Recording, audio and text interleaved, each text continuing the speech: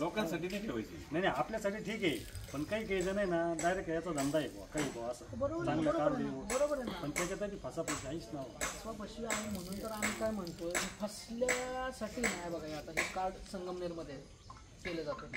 कृत्रिम गर्भधारणा केंद्र सुकेवाडी नंबर आहे, मोबाईल नंबर आहे, डॉक्टरचा आहे, त्याची सही, उत्पादकाचं नाव आहे, कोणती गाई आहे, त्यांनी काळी कालवड केली, कधी वेतन केलंय, 5/8ला केलंय, कोणत्या वळूनी केलंय, उलटल्यावर महाजन येण्याची तारीख वगैरे तो इथं त्यांनी टाकली नाही, पण याच्यानुसार तरी 21 दिवस तारीख इथे द्यायला पाहिजे.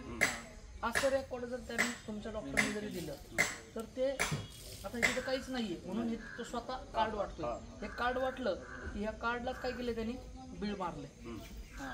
कांडीच लगेच जागे लगेच तिथंच लावून हे कार्ड बापू आता तू जपून घे. आता नाही तर नसतं ना त्यांनी काय केलं असं, ही कांडी दुसऱ्या कार्डला नाही नाही नाही कॅलेंडरवर लावली असते. कॅलेंडरला लावली, समजा कॅलेंडरला लावली ऑक्टोबरला, ऑक्टोबर महिन्यात याय झाली, 1 जानेवारीला ते कॅलेंडर कुठं असते?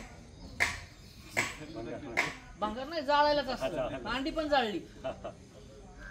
ऑक्टोबर महिन्यात जी गाई लावलेली आहे ती तुमची परत कुठंतरी एप्रिल मेच्या महिन्यात खाली होणार नाही, परत मेच्या पुढंच होणार. मग ते खाली होताना तुम्हाला दिवसच कळत नाहीत ना. मग तिला आठवायची कधी होती, तिचं वेत कधी घ्यायचं होतं, म्हणून हे वहीवर लिहायचे.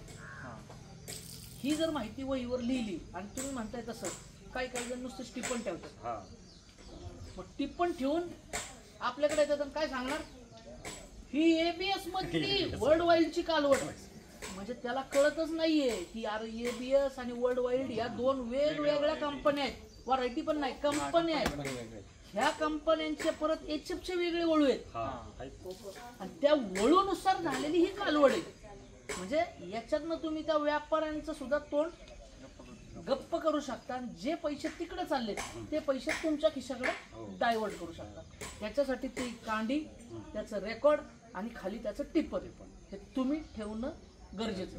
म्हणजे पुढच्या वेळेस आलो की तुम्ही सांगितलं पाहिजे ह्या 2 कालवडे आरमाडाच्या आहेत, ह्या 2 कालवडे हॅमरच्या आहेत, ह्या 2 कालवडे अजूनही वर्ल्ड वाईडच्या 65च्या आहेत, ह्या 2 कालवडे अजून डेन्मार्कच्या 40-116च्या आहेत. बाबा आम्ही काय तुम्हाला म्हणजे बाबा एकच बाबा हेच ब्रँड आहे, हेच लय चांगलं आहे याचा विषय नाही सांगत. ती चॉईस तुम्हाला आहे. ज्याचा हात मोडणार आहे ते त्याच्याच गाळ्यात पाडणार आहे. त्यामुळं ज्याला जसं वापरायचंय तुम्ही अजून भंगारातलं भंगार वापरा, रेकॉर्ड ठेवा, बरोबर. पण ते रेकॉर्ड ठेवून सुद्धा रिझल्ट येणार. चांदीला आणि सोन्यालाच किंमत आहे का? आपल्या मातीला घेतील का? सोनार घेतील, दुकानात ठेवायला. म्हणजे त्यांच्याकडे त्याच गोष्टीला किंमत आहे. तसं इकडं जो पशुप्रजनन करणार आहे, जो ब्रीडिंग करणार आहे त्याला तो वळू माहिती आहे की बाबा मला माझ्या गोठ्याची काय डिमांड आहे, माझ्या गोठ्यात मला हाच वळू पाहिजे, मग त्याला त्याच वळूची कालवड लागणार आहे. तेव्हाच तो 15 आणि 20 हजार देणार. नाही तर मग हायच. काल एकाने 13,55,000 कॅश गाडी घेतली आणि कालवडी फुकाट दान करतोय काढ.